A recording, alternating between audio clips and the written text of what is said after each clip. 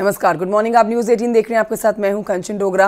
बलिया की खबर आपको बताएंगे बुलेटिन में सबसे पहले, जहां पर पुलिस ऑफिस का घेराव करने के मामले में सख्त एक्शन हुआ है। पुलिस ने 44 लोगों को गिरफ्तार किया है। पुलिस ने कई गाड़ियों को सीज कर दिया है। नाबालिग से रेप के मामले में कार्रवाई की मांग को लेकर लोगों ने पुलिस ऑफिस का घेराव करके हंगामा किया था। इस मामले में पुलिस ने 44 नामजद और 60 अज्ञात लोगों के खिलाफ केस दर्ज कर लिया है।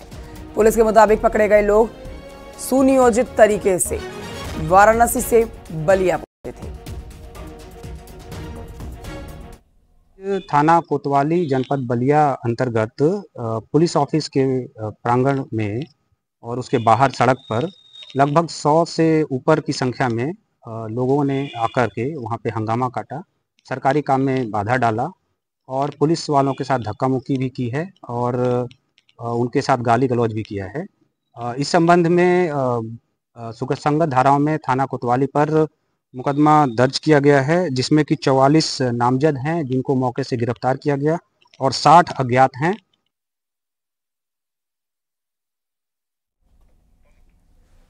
और इस पर और जानकारी के साथ हमारे सहयोगी जुड़ गए हैं इस समय फोन लाइन पर। मनीष हमारे सहयोगी मौजूद हैं। मनीष, पुलिस अधिकारी को हम सुन रहे थे जिन्होंने बताया 44 जो कि नामजद हैं जिनको गिरफ्तार किया है और 60 से ऊपर वो लोग हैं जिनको और गिरफ्तार किया गया है। लेकिन इस पूरे मामले में ये पूरी साजिश सुनियोजित तरीके से यहां पर आकर लोगों ने घेराव किया है। बड़ा अपडेट आप अपने दर्शकों तक बताएं। जी, ये पूरा मामला बलिया के पुलिस ऑफिस का है। यहाँ पर बड़ी संख्या में लोग पहुंचे थे और उन लोगों ने पुलिस ऑफिस परिसर में हंगामा किया, बाहर सड़क पर हंगामा किया। सैकड़ों की तादाद में ये लोग थे। बताया जा रहा है कि पकड़ी थाना क्षेत्र में रेप के किसी मामले को लेकर ये घेराव करने पहुंचे थे। और सबसे बड़ी बात है कि ये लोग जिले के ना होकर वाराणसी के थे, गाजीपुर के लोग थे, इसमें कुछ लोग शामिल थे और किसी आदित्य राजभर नाम के व्यक्ति की अगुवाई में ये सारे लोग वहां पर पहुंचे थे, जहां पर इन्होंने हंगामा काटा। जिसके बाद पुलिस ने 44 नामजद लोग और 60 अज्ञात लोगों के खिलाफ केस दर्ज किया है और इन लोगों को गिरफ्तार किया है। जो लोग पकड़े गए हैं ये पकड़ी थाना क्षेत्र में किसी नाबालिग लड़की के रेप के मामले में कार्रवाई की मांग को लेकर पहुंचे थे और इन्होंने पुलिस ऑफिस में जमकर हंगामा किया था, जिसके बाद पुलिस ने ये कदम उठाया। जी ठीक है मनीष मिश्रा, बहुत शुक्रिया आपका जानकारी के लिए। उधर चंदौली में फोन पर 3 तलाक देने का एक मामला सामने आया। फोन पर 3 तलाक देने के बाद घर पहुंची महिला को अपनाने से इनकार करते हुए मारपीट करके भगा दिया गया। ये मामला वाजिदपुर का है। महिला की शादी 2016 में हुई थी और आरोप है कि निकाह के बाद से ही ससुराल वाले दहेज को लेकर महिला को प्रताड़ित कर रहे थे। साथ ही बच्चा ना होने का कारण भी बताकर परेशान किया जा रहा था इस महिला को। बीते 2 अक्टूबर को उसके पति ने उसके साथ मारपीट की है, गांव के बाहर उसको निकाल दिया है। कुछ दिन के बाद दूसरी शादी भी कर ली गई है। फोन पर महिला को 3 तलाक देने के बाद दूसरी शादी कर ली गई।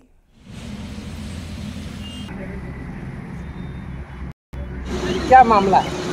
जी, हमारे पति ने हमको फोन पर ही तलाक बोल दिया और हमको हमारे ससुराल से हमको वहाँ से मार पीट कर सब हमको ले आकर रास्ते में फेंक दिए थे और हमारे नैहर के लोग वहाँ पे हमको ले आके कमलापति हॉस्पिटल में भर्ती कराए थे। वहाँ से हमारा दवा दारू हुआ और फिर अपने घर पे चले गए। 19 तारीख को वो शादी कर लिया। जब हम घबराकर फ़ोन किए कि आप ऐसे क्यों किए, तो उसने कहा कि हम शादी कर लिए, तुम्हारा बाप तुम्हारा भाई मेरा कुछ नहीं बिगाड़ सकता। कस्बा चंदौली निवासी एक महिला आई थी जिनकी शिकायत थी कि उनका पति उन्हें मारता पीटता है और उनको रख नहीं रहा है। उनको पता चला था कि उसने दूसरी शादी भी कर लिया है और उनको फ़ोन पर 3 तलाक दिया है।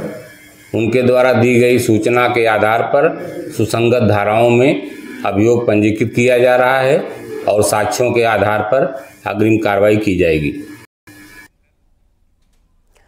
हरदोई में सुसाइड नोट छोड़कर घर से गई 12 साल की लड़की को पुलिस ने सकुशल बरामद कर लिया है। बड़ी अनहोनी होने से टल गई है। ये मामला शहर कोतवाली का है। लड़की अपने माता पिता से किसी बात से नाराज होकर घर से निकल गई थी और सुसाइड नोट छोड़कर आत्महत्या करने चली गई थी। शिकायत मिलने के बाद पुलिस की टीम ने लड़की को तलाशना शुरू किया और लड़की को सकुशल बरामद कर लिया।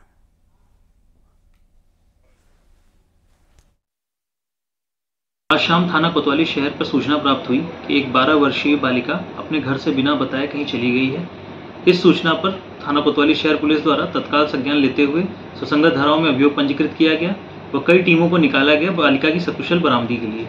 जांच में यह तथ्य भी प्रकाश में आया कि बालिका ने एक सुसाइड नोट अपने घर पर छोड़ रखा है। पुलिस द्वारा अथक प्रयास करते हुए बालिका को सकुशल बरामद कर लिया है व उसको समझा बुझाकर उसके परिजनों को सुपुर्द कर दिया गया। और आइए आगे बढ़ते हुए बड़ी खबर आपको बताते हैं। भारतीय जनता पार्टी ने उत्तर प्रदेश में सदस्यता का नया रिकॉर्ड बनाया है। दिल्ली में जेपी नड्डा ने यूपी बीजेपी के सदस्यता प्रभारी GN शुक्ला को सम्मानित किया। उनके केंद्रीय नेतृत्व ने यूपी बीजेपी के सदस्यता अभियान की सराहना की है। पार्टी ने 2 करोड़ सदस्यों के टारगेट को पार कर लिया है, जो अब तक का सबसे ज्यादा आंकड़ा है।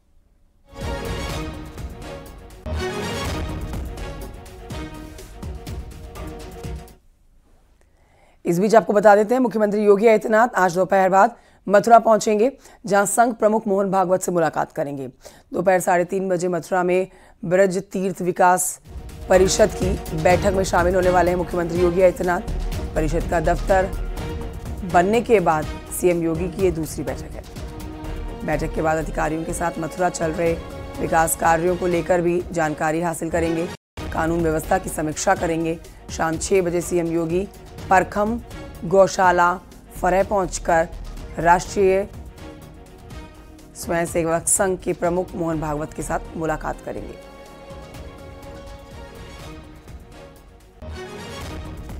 विधानसभा उपचुनाव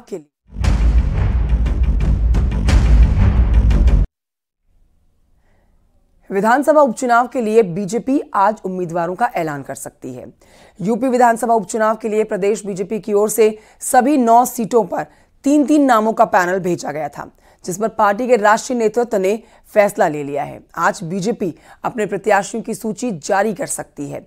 उपचुनाव वाली 9 में 8 सीटें बीजेपी की हैं, जबकि 1 सीट सहयोगी दल को देने का ऐलान किया गया है। आरएलडी के खाते में गई है 1 सीट। आरएलडी भी अपने प्रत्याशी के नाम की घोषणा कर सकती है।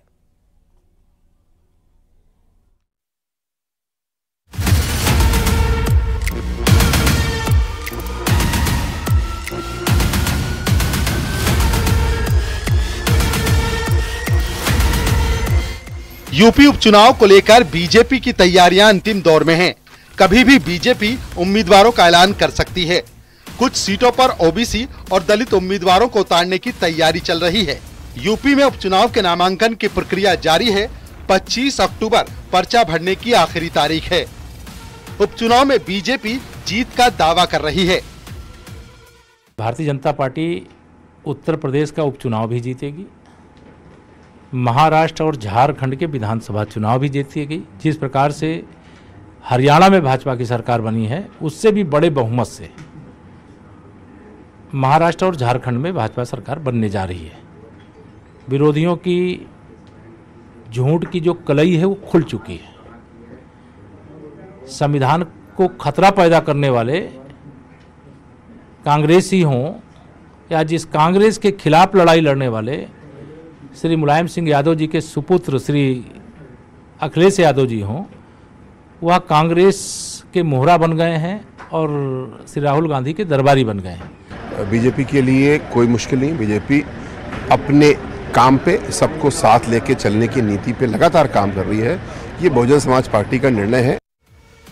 इससे पहले प्रदेश इकाई की ओर से सभी सीटों के लिए 3-3 नामों का पैनल बीजेपी हाईकमान को भेजा गया था, जिस पर शीर्ष नेतृत्व फैसला ले चुका है।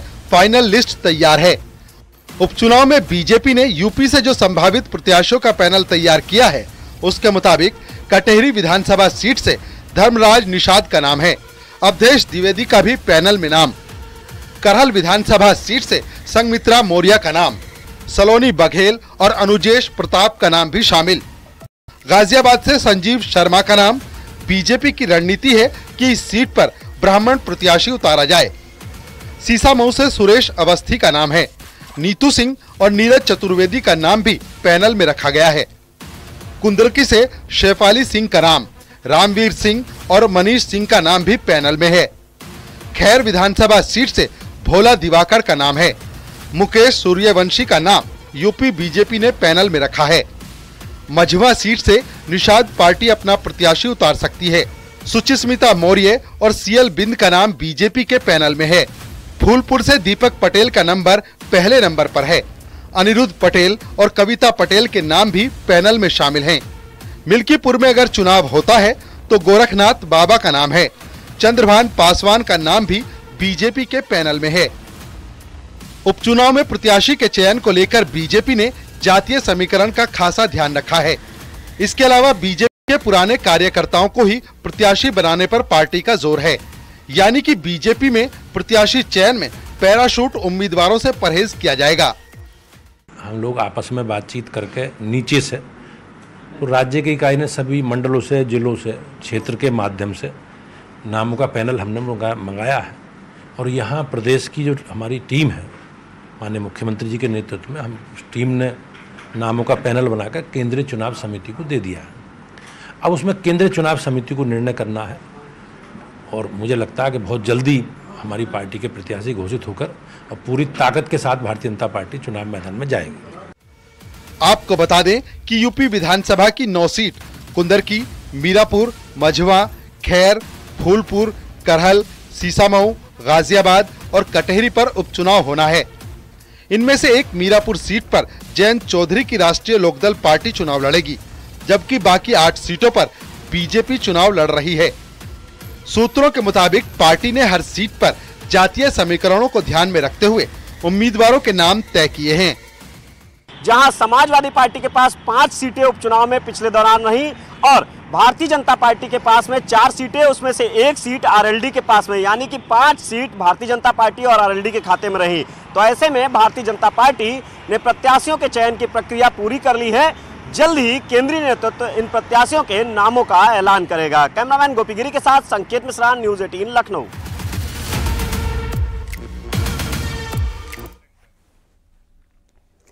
सीजेआई पर रामगोपाल यादव की विवादित टिप्पणी के बाद अब सफाई दी गई है।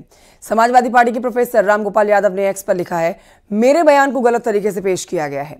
शरारती लोगों ने मेरे जवाब को गलत तरीके से पेश किया है। सीजेआई न्यायपालिका से संबंधित कोई प्रश्न नहीं पूछा गया था, न मैंने इस संबंध में कुछ कहा है। रामगोपाल यादव ने डीएम और एसएसपी से जांच कर कार्रवाई की मांग की है। चंद्रचूड़ ने, अभी आप लोगों को रविवार को जानकारी होगी कि उन्होंने बयान दिया है, जब बाबरी मस्जिद के निर्णय चल रहा था उसको लेकर चंद्रचूड़ ने कहा कि हम आस्था दिखा रहे थे और भगवान से प्रार्थना किए थे, जिसके बाद ये निर्णय ले पाए। कैसे सोच देखते हैं? हमें उस पर कोई कमेंट नहीं करा। ये छोड़ो कमेंट, जो जब भूतों को जिंदा करते हो मुर्दों को, तो भूत बन जाते हैं, जब के पीछे पड़ जाते। ऐसे don't talk these problems now. दे आपको कौन प्रॉब्लम, सब कहाँ है? और तो अपनी बाबरी मस्जिद और ये मंदिर दिख रहा है। रविवार की बात है, छोड़ा यार, वो तो जो तमाम इसी तरह की बातें कहते रहते हैं। तो क्या should I take notice of them?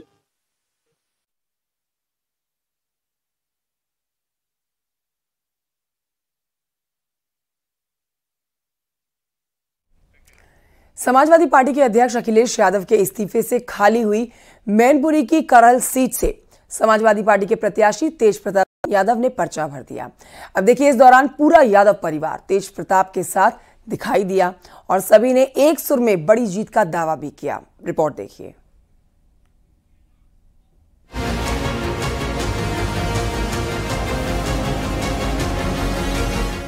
UP में उपचुनाव का शोर है। इसके लिए सभी पार्टियां अपनी नीति और रणनीति को जमीन पर उतार रही है और इस उपचुनाव के लिए नामांकन का दौर भी जारी है। ऐसे में करहल विधानसभा सीट पर उपचुनाव के लिए समाजवादी पार्टी के मुखिया अखिलेश यादव ने अपने चचेरे भाई और पूर्व सांसद तेज प्रताप यादव को मैदान में उतारा है।